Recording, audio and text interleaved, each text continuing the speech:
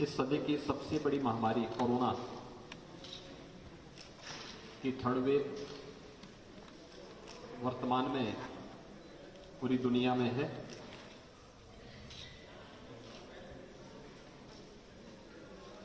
Corona के प्रथम और द्वितीय वेव के दौरान प्रधानमंत्री मोदी जी के नेतृत्व में और उनके मार्गदर्शन में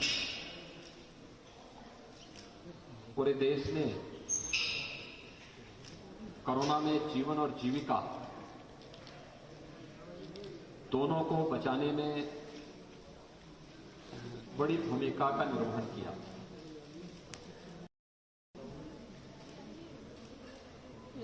समय से किए गए इंतजाम इस महामारी से बचाव में बहुत प्रभावी रहे हैं।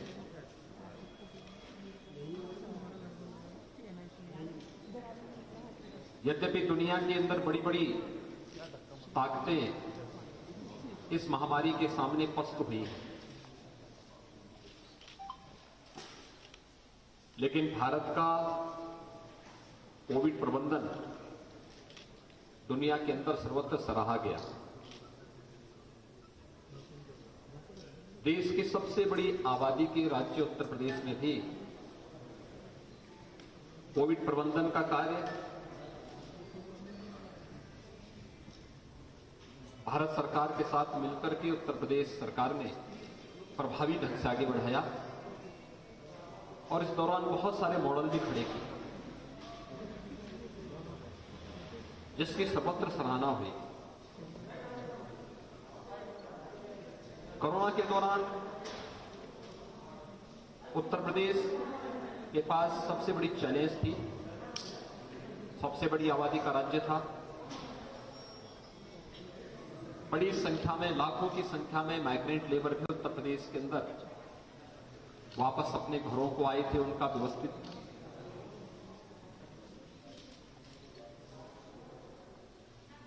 उन्हें उनके घरों तक सुरक्षित पहुंचाने की व्यवस्था और उनके पुनर्वास की व्यवस्था करनी थी। भारत सरकार के सहयोग से सभी कार्यक्रम संपन्न किए गए। सेकेंड वेव के दौरान ऑक्सीजन की क्राइसिस भी हुई, लेकिन मुझे ये बताते हुए प्रसन्नता है कि भारत सरकार के सहयोग से आज हम लोग ऑक्सीजन में आत्मनिर्भरता के लक्ष्य को उत्तर प्रदेश प्राप्त कर चुका है। हर जनपद में पर्याप्त मात्रा में ऑक्सीजन प्लांट लग चुके हैं। 551 ऑक्सीजन प्लांट हम लोगों ने पूरे प्रदेश के अंदर लगाए और आपके मेरठ जनपद में भी 29 ऑक्सीजन प्लांट स्थापित किए गए, जिनमें से 28 क्रियाशील हैं। प्रधानमंत्री मोदी जी के मार्गदर्शन में वैक्सीनेशन का जो कार्यक्रम था ये बहुत प्रभावी रहा और इस वैक्सीनेशन के कार्यक्रम के कारण जो वैक्सीन भारत ने बनाई थी, यह वैक्सीन दुनिया के अंदर सबसे प्रभावी वैक्सीन में से एक है। यह बहुत प्रभावी थी। पूरे देश ने अब तक लगभग 160 करोड़ लोगों को वैक्सीन की डोज 160 करोड़ वैक्सीन की डोजेज दी हैं।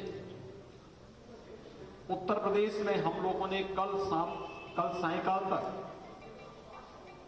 25 करोड़ 53 लाख से अधिक वैक्सीन की डोजेज उपलब्ध करवाई है, जिसमें फर्स्ट डोज प्राप्त करने वाली संख्या हमारे पास 99% लोगों को हम लोग फर्स्ट डोज उपलब्ध करा चुके हैं। सेकेंड डोज यानी डबल डोज लेने वाले लोगों की संख्या लगभग 69% है। प्रिकॉशन डोज लेने वालों की भी संख्या और 15 to 17 एज ग्रुप के जो यूथ हैं उनको भी वैक्सीन पर्याप्त मात्रा में उपलब्ध करवाने की कार्रवाई की जा रही है। वैक्सीन के बारे में जो शुरुआती समय में गुमराह करने का प्रयास हुआ, बहुत सारे लोगों ने उस समय तमाम प्रकार की भ्रांतियां पैदा करने का प्रयास किया। वैक्सीन के बारे में, वैक्सीन को मोदी वैक्सीन बताया गया, बीजेपी का वैक्सीन बताया गया। लेकिन इस वैक्सीन के जो परिणाम आए हैं, इसने थर्ड वेव की आशंका को पूरी तरह निर्मूल साबित किया है।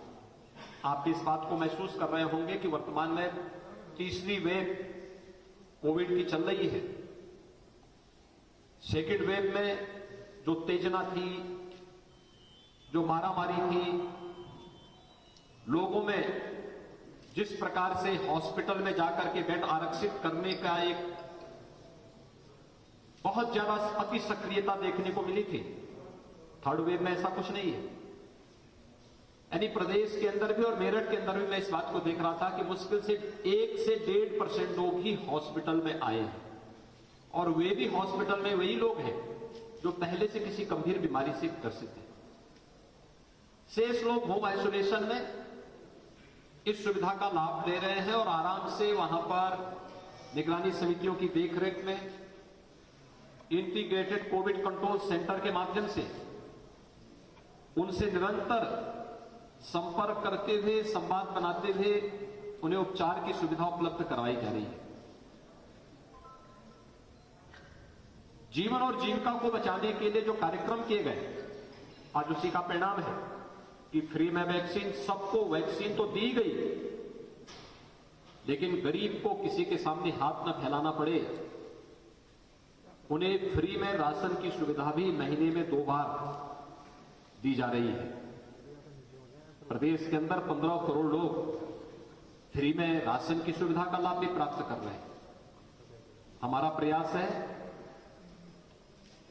कि 31 जनवरी तक हम प्रदेश के अंदर 100% लोगों को फर्स्ट डोज उपलब्ध करवा दें।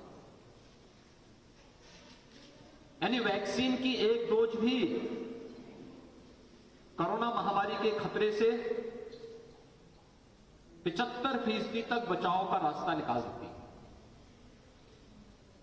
और जो आंकड़े आए हैं, ये बहुत चौंकाने वाले आंकड़े हैं।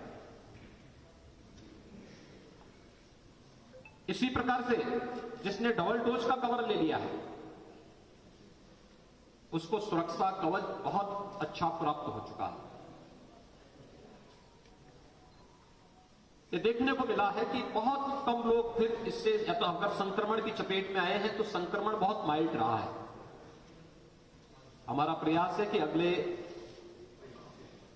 10 दिन के अंदर थर्ड वेव भी पूरी तरह नियंत्रित होकर के एक सामान्य स्थिति को हम बहाल करेंगे। और इसीलिए हम लोगों ने